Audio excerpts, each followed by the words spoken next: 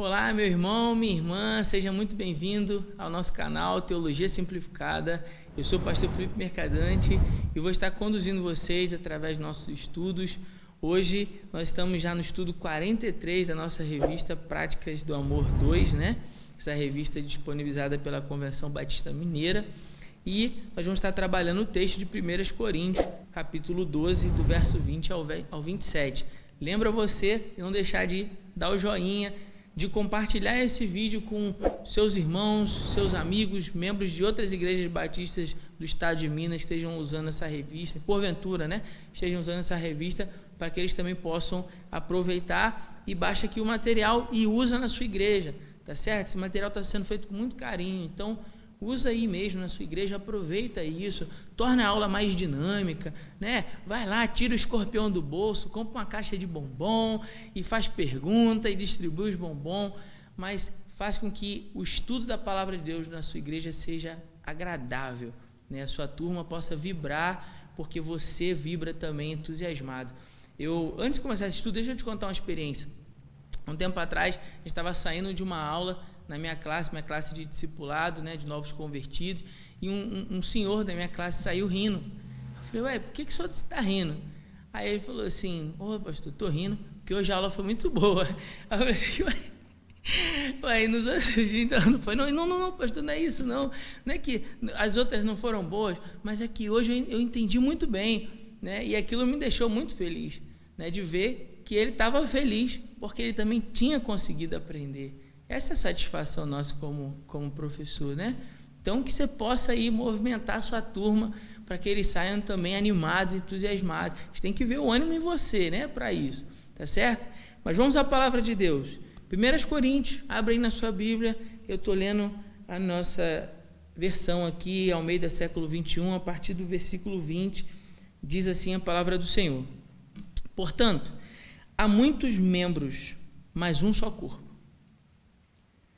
E o olho não pode dizer à mão, não tenho necessidade de ti, nem ainda a cabeça possa dizer aos pés, não tenho necessidade de vós. Pelo contrário, os membros do corpo, que parecem ser mais fracos, são essenciais.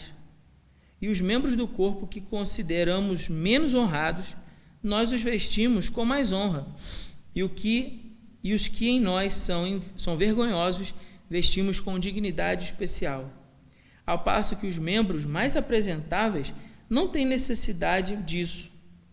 Mas Deus formou o corpo de tal maneira que concedeu muito mais honra ao que tinha falta dela, para que não haja divisão no corpo, mas para que os membros tenham igual cuidado uns pelos outros.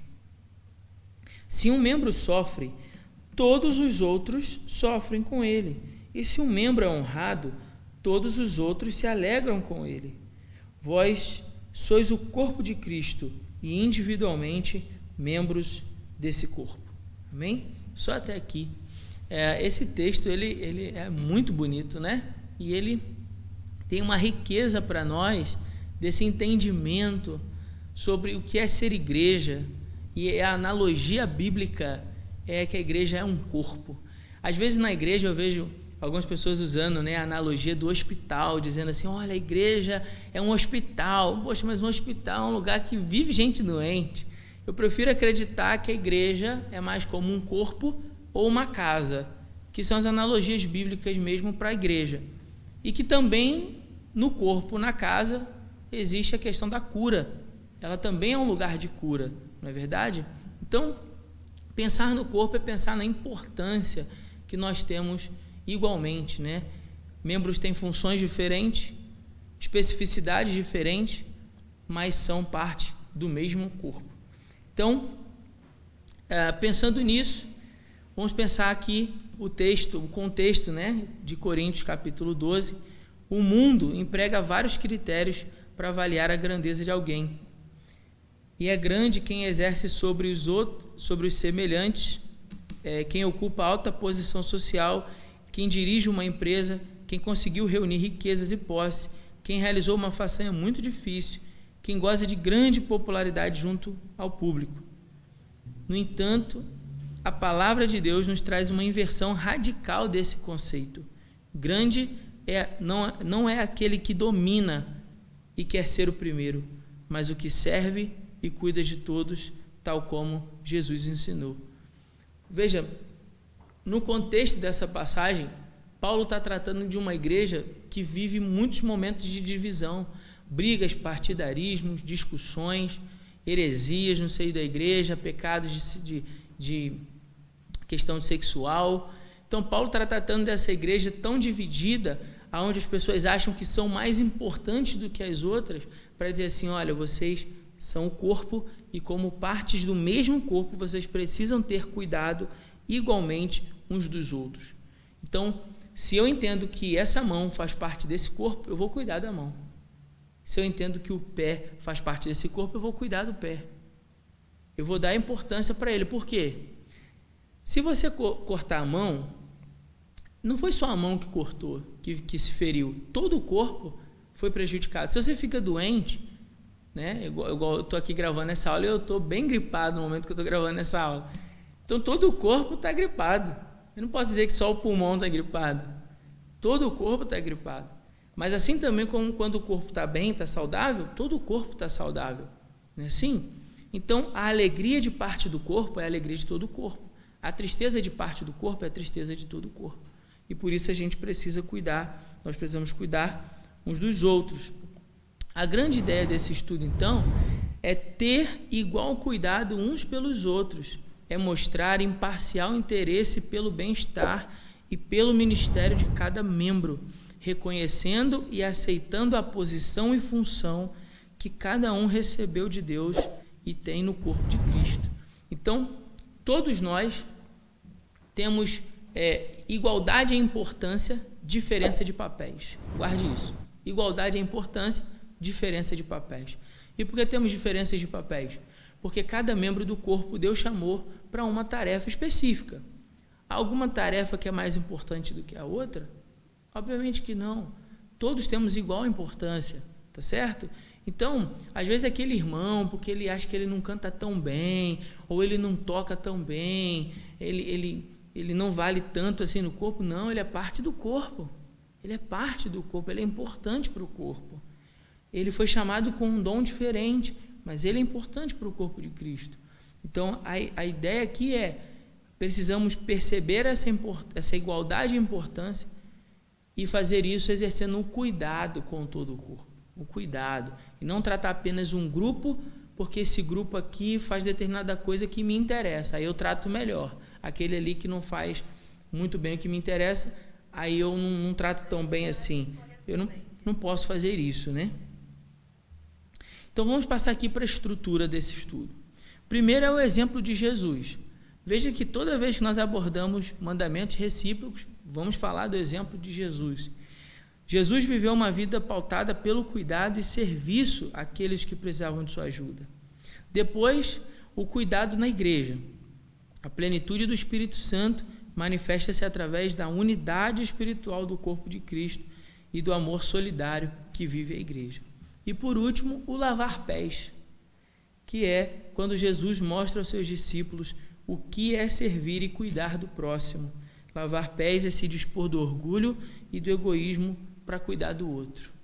Então, vamos falar desse primeiro tópico aí, o exemplo de Jesus. Bom, Jesus viveu uma vida realmente pautada pelo cuidado e serviço àqueles que precisavam de sua ajuda. Mesmo aqueles que não reconhecem a Deus como Senhor, concordam que o exemplo de Jesus é realmente contundente e desafiador. Qual de nós conseguiria romper com as bases do individualismo de seu tempo para atender às necessidades do próximo, tal como ele o fez? Eu vou repetir isso aqui, e eu fiz questão de ler, que é algo muito, muito sério para a gente pensar. Qual de nós conseguiria romper com as bases do individualismo do nosso tempo para atender a necessidade do próximo, tal como Jesus fez? Pense nisso. Para um pouquinho aí na sua revista, nesse parágrafo aqui, e medite nessa palavra. Porque é unânime o pensamento entre nós de que nos dias de hoje impera o individualismo. Então, o exemplo de Jesus ele é extremamente desafiador, Porque o exemplo de Jesus é de uma vida pautada no serviço do outro, em benefício do outro, em atender às necessidades do outro. Seja a atitude de vocês, como diz o texto, né, de Filipenses, seja a atitude de vocês a mesma de Cristo Jesus.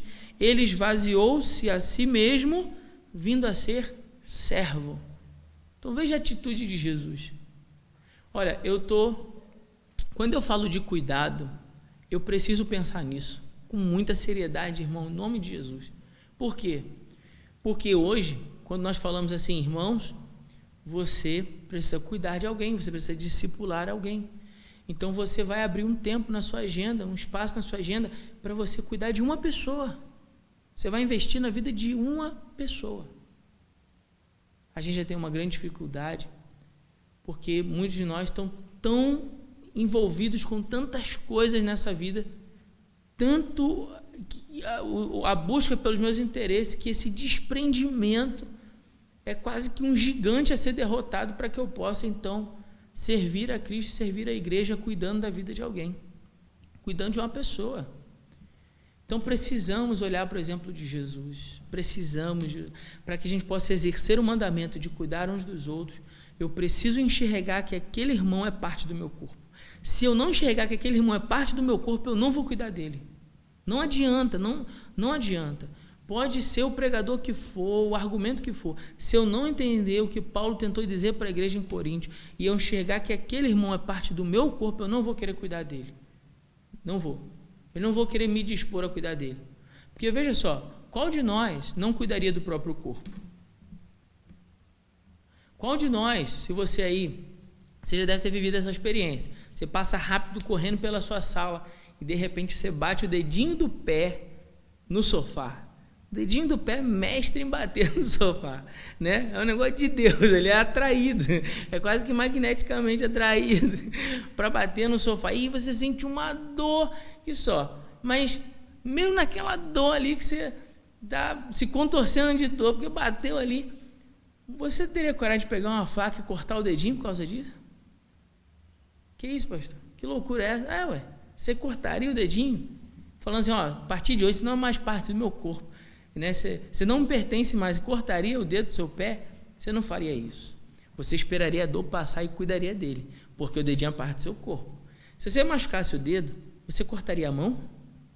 Porque você feriu o dedo? Claro que não.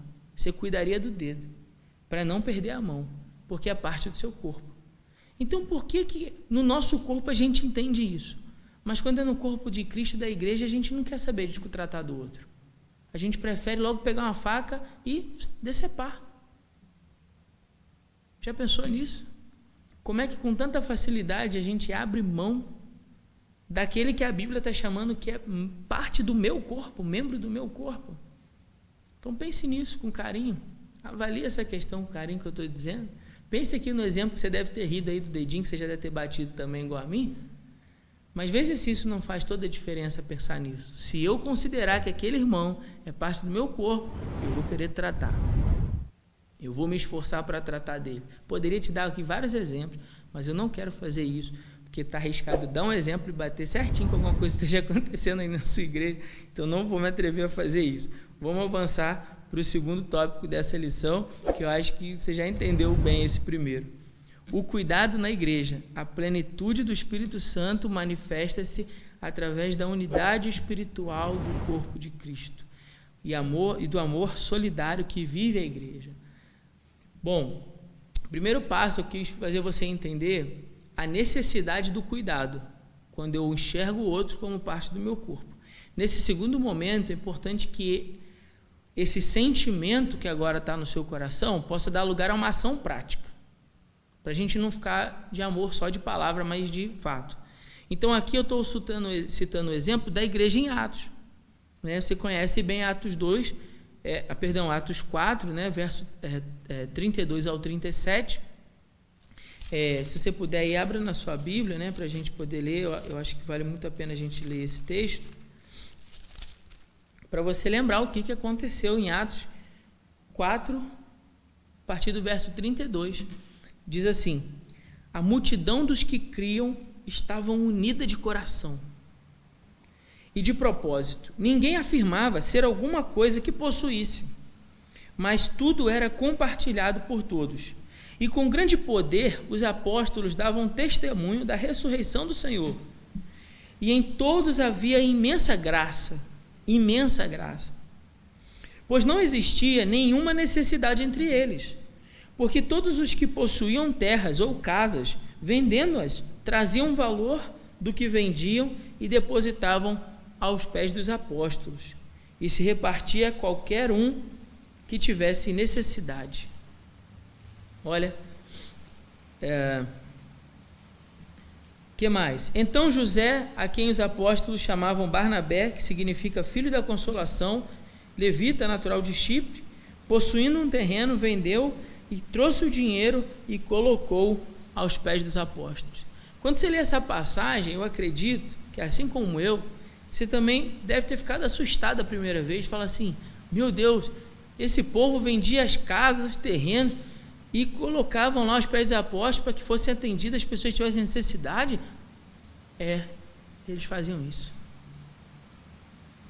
E a gente hoje está fazendo isso para convencer as pessoas de que elas precisam ofertar para missões, ofertar na igreja, ajudar financeiramente na igreja, para que a igreja tenha sempre uma cesta básica, porque sempre tem alguém aparecendo que precisa, ou para poder encaminhar para aquele irmão que está desempregado. Mas olha a igreja que entendia que eles eram membros uns dos outros. Eles tinham esse interesse, essa vontade, essa graça de querer compartilhar o que eles possuíam, que estava sobrando, que tinham a mais do que era necessário para aquele que não tinha nada. Veja só, eu coloquei algumas observações aí para não haver distorção nesse texto. No slide eu coloquei o seguinte, ó. Primeiro, o ato de compartilhar era voluntário, não era obrigado. Os apóstolos não chegavam apontando uma arma na cabeça lá dos discípulos e diziam: compartilhe o que você tem. Não existia isso. Era voluntário, partia de um espírito de generosidade da própria igreja, voluntariedade da própria igreja em querer ajudar quem estava passando necessidade. Segundo, não envolvia todas as propriedades, não se tratava de pegar tudo que tinha e vender, não, mas era do que era necessário. Então, por exemplo, eu tinha 2 casas, tinha uma outra lá que eu não tinha necessidade de ter aquela outra casa, ou ter terra demais, então eu vendia parte daquela terra e ofertava. Por quê? Porque, poxa, eu tenho tanto e tem aquele irmãozinho que está vivendo com tão pouco, eu não posso fechar os meus olhos para aquele irmão que está passando dificuldade. Como estará em mim o amor de Deus se eu estou fechando os olhos para a necessidade do meu irmão? E em terceiro, não era um requisito da comunidade para poder se tornar um membro. Então, não era um pré-requisito. Os apóstolos diziam assim: você primeiro então precisa vender tudo, você tem que vir, né? Não era isso, não. Eles já eram parte da igreja. Aí eles viam os irmãos passando necessidade e falaram assim: eu vou dividir o que eu tenho, eu vou partilhar o que eu tenho. Por quê? Porque aquele outro irmão tem muito menos do que eu. Então, o cuidado da igreja, o cuidado que precisa ter na igreja para que haja esse amor solidário no meio do corpo. E depois é o lava-pés. Quando aqui no terceiro slide Jesus vai mostrar para nós o que significa servir e cuidar do próximo, quando ele mesmo, né, toma ali a toalha, a bacia e começa a lavar os pés dos discípulos. É se dispor do orgulho e do egoísmo para cuidar do outro. Esse exemplo aparece em João, capítulo 13, do 12 ao 15, onde nós temos essa linda cena em que Jesus mostra aos discípulos o que é servir, né, no ato de lavar pés ali.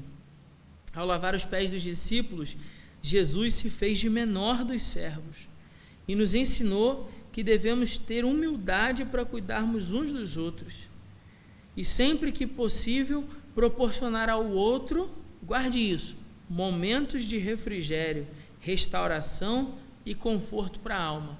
Então, se no segundo tópico a gente falou daquele cuidado para que o meu irmão não esteja passando necessidade, e eu estou falando de um cuidado físico, é importante que você entenda que no lava-pés eu também estou falando de um cuidado espiritual e de um cuidado na alma.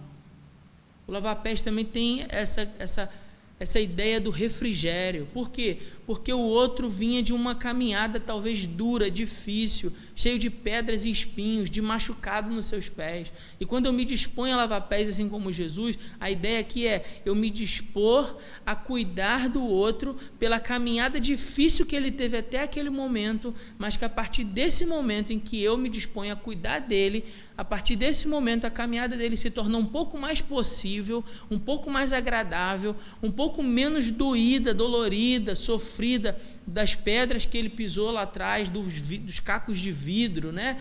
Enfim, dos espinhos que feriram ele na caminhada até ele chegar na igreja, e eu me disponho a cuidar dele para tratar disso, para que a partir de agora ele possa andar curado, lavado, com os pés restaurados. Dá para entender? Não preciso nem fazer as comparações aqui, muito. Acho que essa analogia já serve para você entender o que significa lavar pés. Só que para eu lavar o pé do meu irmão, eu preciso me fazer menor que ele. Assim como Jesus, que tinha autoridade para dizer assim, ó, vocês vão aqui lavar meu pé. Não, não, eu vou lavar o pé de vocês. Eu sou maior do que vocês. Vocês são meus discípulos, mas eu vou lavar os pés de vocês, para que vocês entendam o que é cuidar uns dos outros, o que é se fazer de menor para servir ao outro. E é esse o espírito que deve haver na igreja quando nós nos dispomos a cuidar. Precisamos cuidar das necessidades físicas, precisamos cuidar das necessidades espirituais e psicológicas, das necessidades da alma daquela pessoa que às vezes passou uma caminhada muito difícil, precisa que alguém se disponha, e que no nome de Jesus esse alguém seja você, exercendo esse mandamento de cuidado na igreja. Por último, nas nossas considerações finais, ao cuidar do corpo de Cristo, estamos com isso cuidando de nós mesmos. Somos um no amor de Jesus, membros de uma mesma família. Não podemos ser vencidos pelo egoísmo desenfreado desse nosso tempo, mas assim como Jesus, ter humildade em servir e com isso proporcionar momentos de refrigério e cuidado para aqueles que sofrem. É inevitável essas considerações aqui, a expressão que eu usei aqui, né? Somos um no amor de Jesus. Você conhece bem a canção. Talvez aqui fique a dica, né, de você cantar Corpo e Família, né, com a sua igreja quando terminar essa lição, para que os irmãos possam realmente ser lembrados disso, do quanto é importante que nós sejamos um corpo, sejamos uma família, e que haja cuidado mútuo entre nós, que eu me desprenda do egoísmo para poder abrir um espaço na minha agenda, aonde eu estou ali para servir alguém, para cuidar de alguém. Amém? Que Deus te abençoe com esse nosso estudo. Um grande abraço e até a nossa próxima aula. Tchau, tchau. Bom, meu irmão, se você chegou até aqui nesse vídeo, eu quero te fazer uma pergunta. Alguma vez você já foi convidado para pregar e você ficou perdido sem saber como se preparar, como preparar o seu sermão? Ou de repente você até escolheu o texto, você orou, né, e escolheu o texto, mas depois quando você ficou diante do papel, você ficou travado, sem conseguir ali desenvolver e organizar as ideias para te ajudar no momento que você estivesse na frente da igreja para entregar o seu sermão? Se alguma vez já aconteceu isso com você, eu quero convidar você a participar do meu curso chamado Curso Cartilha do Pregador. É um treinamento online para capacitar você, para te oferecer ferramentas para a construção do seu sermão ou do seu estudo bíblico.